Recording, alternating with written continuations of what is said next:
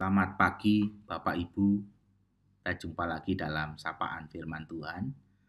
Semoga Bapak Ibu semua sehat dalam berkat Tuhan. Bapak Ibu, dalam kehidupan kita seringkali kita menjumpai orang-orang yang merasa bahwa kasih karunia Tuhan itu di dalam Tuhan Yesus Kristus tidak cukup. Lalu banyak orang Kristen ingin menambahkan segala perbuatan baik pada kasih karunia. Menambahkan segala ukuran-ukuran manusia kepada kasih karunia. Dan lalu berpikir bahwa dengan tambahan-tambahan itulah kita diselamatkan. Seringkali kemudian yang terjadi dalam situasi seperti itu, kesombongan rohani.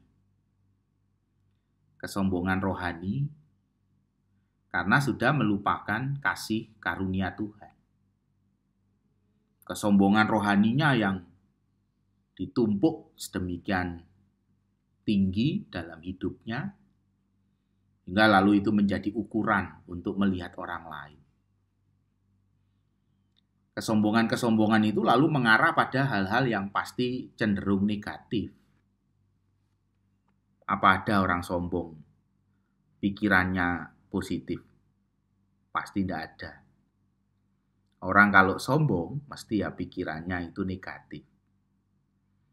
Karena yang paling tinggi dirinya, yang paling positif itu dirinya. Jadi orang lain akan negatif.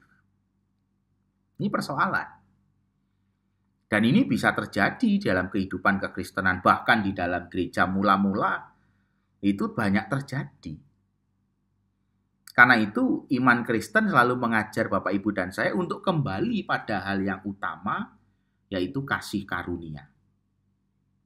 Di dalam kehidupan para murid Tuhan Yesus itu saja, kesombongan rohani itu terjadi ketika mereka, para murid, berlomba. Siapa yang lebih besar, siapa yang lebih penting. Itu kan menjadi pertanyaan para murid. Karena ada pergumulan dalam hati mereka, sebenarnya murid Yesus yang paling baik ini siapa? Lalu dalam jemaat mula-mula, kita mengingat kisah Ananias dan Safira.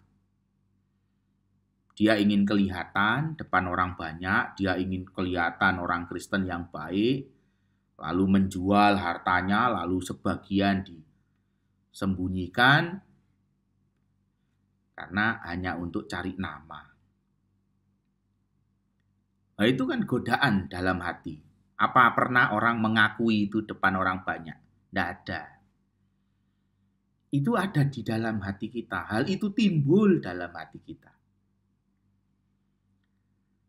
Bapak Ibu Saudara sekalian, ternyata di dalam surat Galatia pasal 3, Rasul Paulus juga menegur. Orang-orang Galatia berlaku demikian. Orang-orang Galatia yang mulai masuk pada situasi kehidupan iman yang sombong rohani. Galatia 3 ayat 1, mari kita lihat. Hai orang-orang Galatia yang bodoh, siapakah yang telah mempesona kamu? Bukankah Yesus Kristus yang disalibkan itu telah dilukiskan dengan terang di depanmu? Surat Galatia ini kan Rasul Paulus bicara tentang hukum Taurat yang dikembalikan oleh sebagian orang menjadi sebuah tambahan di dalam iman akan kasih karunia. Jadi orang-orang Kristen itu yang bukan Yahudi harus diperlakukan seperti orang-orang Yahudi dengan hukum Taurat, termasuk pada persoalan sunat. Sehingga mereka kemudian ingin menambahkan pada kasih karunia Tuhan itu dengan perbuatan-perbuatan baik menurut ukuran manusia.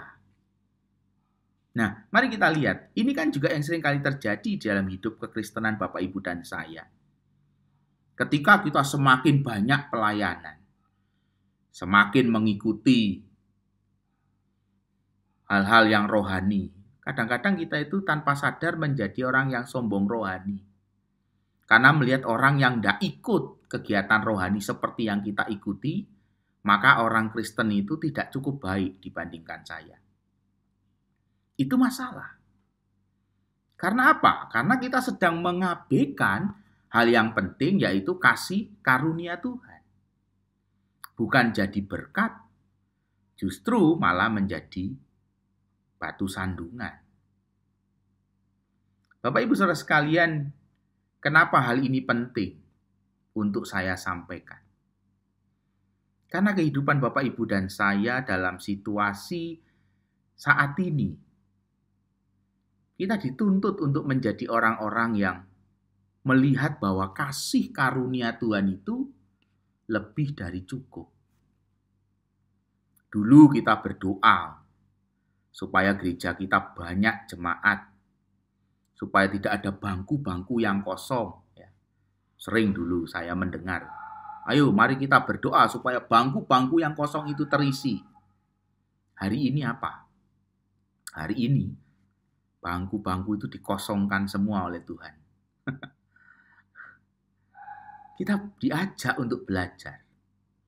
Kita diajak untuk belajar bagaimana iman Kristen itu kembali kepada kasih karunia Tuhan dan berani berkata bahwa kasih karunia Tuhan itu lebih dari cukup. Berhentilah menghidupi kehidupan rohani yang menggiring hati dan pikiran kita masuk pada kesombongan-kesombongan rohani. Ibaratnya, Bapak Ibu, saya ingin memberi ilustrasi. Ibaratnya itu, Tuhan Yesus itu kan pilot pesawat yang membawa kehidupan kita pada keselamatan, pada hidup yang baru. Ibaratnya kita itu penumpang pesawat itu. Tuhan Yesus pilotnya. Kita sudah tahu pilotnya itu Tuhan Yesus. Kita tinggal duduk di dalam pesawat itu. Kenapa kita mesti harus membuka buku manual untuk menerbangkan pesawat itu? Kan tidak perlu. Tapi itu yang seringkali terjadi tanpa kita sadari. Kita membuka buku manual itu supaya saya bisa menerbangkan pesawat ini. Seolah-olah kita bisa menggantikan Tuhan Yesus menjadi pilot, lalu kita yang harus bersusah-susah untuk menerbangkan pesawat itu sendiri. Tidak perlu. Kasih karunia itu lebih dari cukup. Kasih karunia itu mengingatkan hidup Bapak, Ibu, dan saya bahwa pilot kehidupan kita yang sesungguhnya, pilot dalam hidup kita yang baru, cukup hanya Tuhan Yesus. Bapak, Ibu, dan saya menjadi orang-orang yang percaya untuk terus menjadi berkat, percaya pada kasih karunia Allah di dalam Yesus Kristus, supaya kita menjadi berkat. Tuhan memberkati kita, dan biarlah kita belajar. Hanya Kristus yang mempesonakan hidup kita di dalam kasih karunia-Nya. Tidak ada yang lebih mempesona dibandingkan kasih karunia Kristus. Amin.